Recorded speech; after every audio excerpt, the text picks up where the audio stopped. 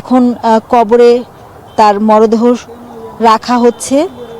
তারেক রহমান আছেন, দলের সিনিয়র নেতারা আছেন সেখানে, এবং কবরে তাকে সমাহিত করা হচ্ছে। এবং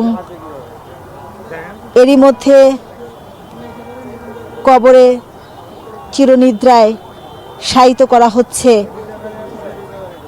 বিএনপি চেয়ারপারসন, তিনবারের প্রধানমন্ত্রী, আপসীন নেত্রী, বাংলাদেশের ইতিহাসের এক মহানায়কের যে অন্তিম যাত্রা, সেই যাত্রার দলের পতাকা, কবরের উপরে দলের পতাকা রাখা হচ্ছে। এবং কিছুক্ষণ আগেই যে বাংলাদেশের পতাকা মোড়ানো ছিল তার কফিন, সেই এভারকেয়ার হাসপাতাল থেকে যে লাল সবুজের পতাকা মুড়িয়ে যে কফিনে তাকে আনা হচ্ছিল, এবং সেই কফিনটিও রাখা হয়েছিল যে অ্যাম্বুলেন্সে, সেই অ্যাম্বুলেন্সটিও কিন্তু লাল সবুজের পতাকা মোড়ানো ছিল।